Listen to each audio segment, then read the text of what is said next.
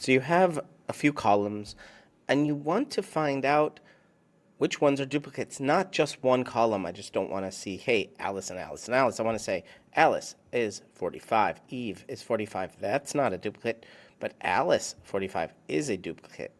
So how do you highlight duplicates when they're two columns? We're going to end up using countifs in conditional formatting, but I want to show you this formula before we do that. Countifs and our criteria range is going to be this column. And we're looking for this B2. And then we need one more criteria, which is this C column and comma C2. Now what that allows us to see is the count of how many are both of those true. So if we just copy paste our formula down, you'll see here Bob and 20. So let's look Bob 20, yes. And it's only going to count those that are both the same.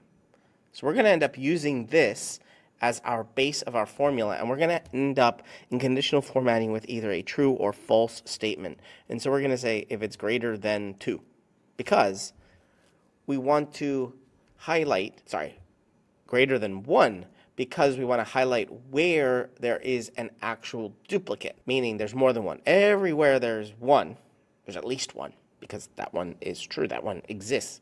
However, this David and 60 doesn't exist anywhere else except here. We are going to have to change a little bit of this. We need to add some $signs. So let's take this formula and put it into our conditional formatting. Format, conditional formatting. Our range is going to be B:C. And we're going to change our format rules to custom formula is equal to, and it's going to be our countifs, just equal to countifs B:B, B2, C, C2. And we want to say greater than 2. So you can start to see a little bit of an issue, right?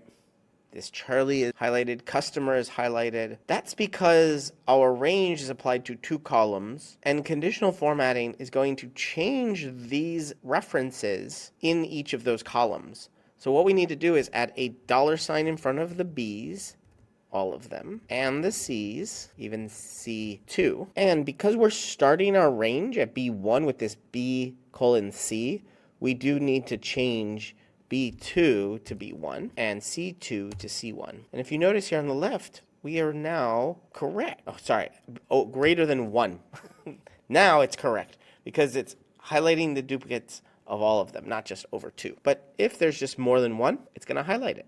Isn't that cool? Now we can highlight duplicates if it's duplicating both columns. Now let's see, this Charlie 15, but if 15 becomes 30, both become unhighlighted.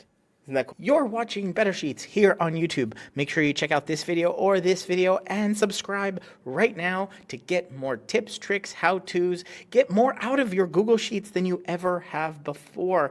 I'm excited to be making a ton more videos here. Ask me questions down in the comments and I will answer them in future videos. But for right now, right here, one of these videos is going to be your next Google Sheet.